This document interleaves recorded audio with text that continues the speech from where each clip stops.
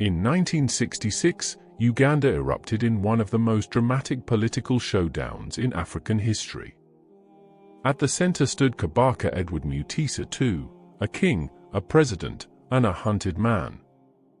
Forced to flee his palace as bullets flew, Mutesa's fall marked a turning point that redefined Uganda's destiny. This is the untold story of betrayal, ambition, and the day a kingdom was silenced. As British colonial rule faded in the early 1960s, Uganda stood at a crossroads. But beneath its celebration of freedom, alliances were being stitched with threads of fear. Milton Obote, a shrewd politician from the north, led the Uganda People's Congress. He dreamed of a united Uganda but couldn't win without Buganda. If we are not decided on what we were called upon to come here and discuss, let us adjourn and go home. And let us think again. Kabaka Mutesa II, king of Buganda, led a fiercely proud monarchy that sought to preserve its autonomy. He feared centralization, especially from Uganda's fast-rising Democratic Party. To block the Democratic Party, Obote's Uganda People's Congress joined forces with Mutesa's Kabaka Yeka Party. It was a marriage of political necessity, not love. Obote became prime minister. Mutesa became a symbolic president. To the public, they stood together. In private, they barely stood each other. By 1966, cracks in the alliance had become fault lines. Allegations of corruption in Obote's government surfaced, arms deals, missing funds, and a possible coup.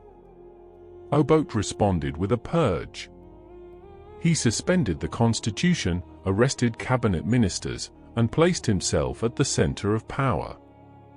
Mutesa, alarmed by Obote's growing authoritarianism, demanded that the central government vacate Buganda land, a direct challenge to Obote's rule. But to Obote, this wasn't just defiance. It was sedition. He saw Mutesa not as a ceremonial leader, but as a rival king who had to be removed. On the morning of May 24, 1966, Obote made his move. He ordered the Uganda army, led by a young Idi Amin, to attack Mutesa's palace at Mengo. The battle was swift and brutal. Royal guards fought with rifles and courage, but the government came with tanks, heavy artillery, and no mercy.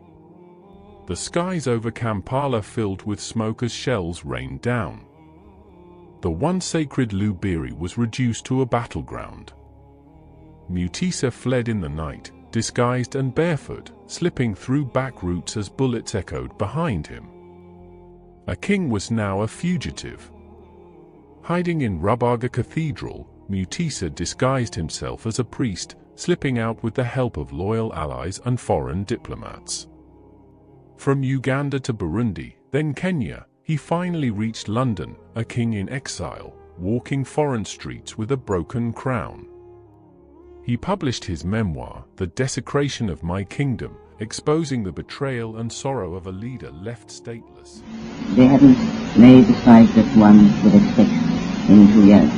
Do you feel that will be remedied now? I hope so, sincerely. What will be your first task when you get back home? My first task would be to sign the new agreement between... In London, Mutesa lived quietly, but never stopped yearning for home. Uganda had moved on. The throne remained empty. With Mutesa gone, Obote abolished Uganda's monarchies and centralized power, ruling with an iron grip. Keyword: African president dictatorship. In 1969, Mutesa was found dead in a London flat, officially from alcohol poisoning. But many Ugandans believe the truth was darker. When Idi Amin overthrew Obote in 1971, Mutesa's body was returned home. Thousands wept as the fallen king was buried on Buganda soil.